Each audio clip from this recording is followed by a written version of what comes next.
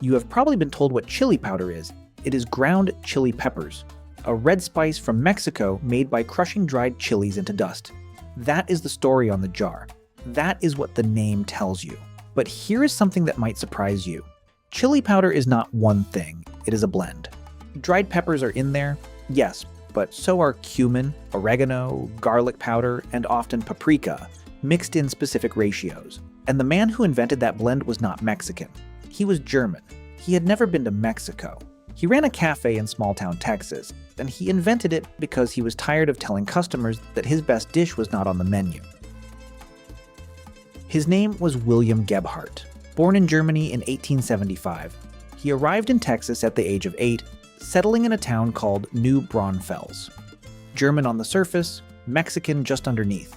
It sat 30 miles north of San Antonio, close enough that the food of both cultures mixed on the same plate. In 1892, Gebhardt opened a cafe in the back of a saloon.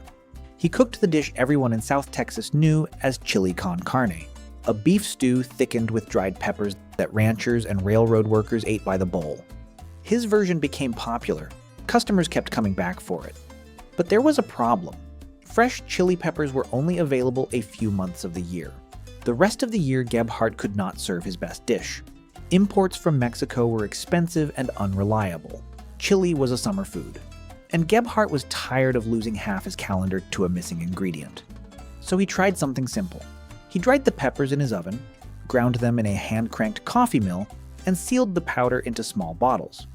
He added cumin, oregano, and a few other spices until the flavor matched his fresh version. He named it Tampico Dust, after a Mexican port he had never visited. 2 years later, he renamed it Eagle Brand Chili Powder. Here's the thing nobody tells you. Making chili powder is almost absurdly mechanical. There is no secret ingredient, no chemistry, just drying, grinding, and a specific ratio. The process starts with dried chiles, never fresh.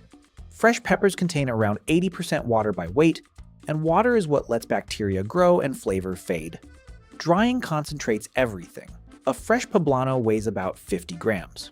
Dried, it becomes an ancho, weighing roughly 7 grams, with the same aroma compounds packed into 1/7 the mass.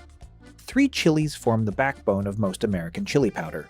Ancho, the dried poblano, fruity and mild, around 1,000 Scoville heat units with notes of raisin and coffee. Guajillo, the dried mirasol, slightly hotter at around 5,000 Scoville, tart and bright like dried cranberries. And arbol, or cascabel, added in small amounts when the base needs lift. The peppers arrive at the plant whole and leathery. Workers cut the stems and split the peppers along the seam. The seeds go to the side because they carry bitterness without flavor. The empty pepper walls go into a toaster. This step matters more than most. Dry heat at around 160 degrees Celsius for 30 to 60 seconds releases the oils locked inside the cell walls. Skip the toasting, and the powder tastes flat. Over-toast it, and the powder tastes like ash. The window is narrow and the machines run hot. Toasted peppers drop into hammer mills where steel blades spin at thousands of revolutions per minute. The blades shatter the leathery walls first into coarse flakes, then into fine powder. The particle size targets around 100 microns, roughly the width of a human hair. Finer than that, and the powder clumps. Coarser than that, and it does not dissolve into a sauce. Now the blend. The classic American ratio places ground chili at around 75% of the total. The remaining quarter splits between cumin, oregano, garlic powder, and often a small share of paprika for color. Commercial brands add salt, sometimes 10 to 15% by weight, plus an anti-caking agent like silicon dioxide to keep the powder flowing in a humid warehouse. That salt is also why most supermarket chili powders taste saltier than the ingredients list suggests. You are tasting sodium more than you are tasting pepper. That is it. Dry the peppers, toast them, grind them, blend with 3 or 4 supporting spices. The finished bottle is 99% mechanical work and 1% recipe. The only thing that has changed between 1894 and today is the size of the machines. Now compare that to how peppers are used in Mexico, where the original chili came from. In Mexico, there is no such thing as a universal chili powder. Peppers are chosen for specific dishes the way a wine is chosen for a specific meal. Mole poblano uses ancho, pasilla, and mulatto in exact proportions. Swap one and the sauce is wrong. Salsa roja calls for guajillo and arbol. A marinade for carne asada uses chipotle for the smoke. Each pepper carries its own region, its own dish, its own name. Mexican cooks grind these peppers fresh, one variety at a time, into a paste called adobo or sofrito. They never mix 4 kinds of pepper with cumin and salt and call it finished. A traditional Mexican kitchen keeps 6 or 7 dried chilies on hand. An American pantry keeps 1 jar labeled chili powder, and it does the work of all of them. Here is where the story flips.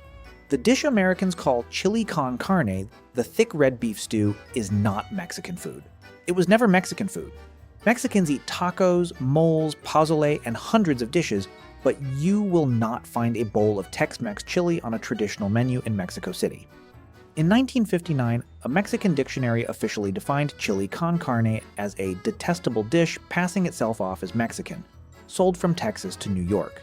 The taste that most Americans think of as Mexican cuisine was shaped by a German immigrant who could not reliably get fresh peppers in 19th century Texas.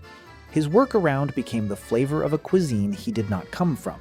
Then, it was exported back to the country he was imitating, where nobody recognized it. Here is what to do with this in your own kitchen.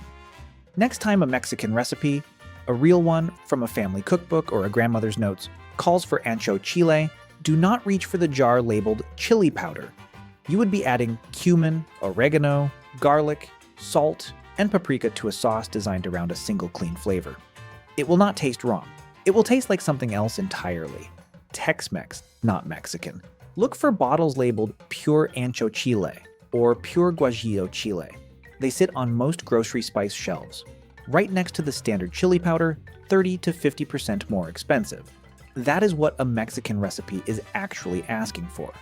Keep the blended chili powder for chili con carne and taco nights, where the blend is the point. It is not a worse product, it is a different product, built for a different dish. The reason most Americans confuse the two is not ignorance. It is branding. One German immigrant won a naming war in 1896, and 100 million households have been cooking his recipe ever since, thinking it came from south of the border. A German immigrant who could not buy fresh peppers in December invented a spice blend that now defines what most Americans think Mexican food tastes like. That is the process. We reveal how things actually work, one story at a time. If there is something you would like us to explore next, let us know. Until then, trust the process.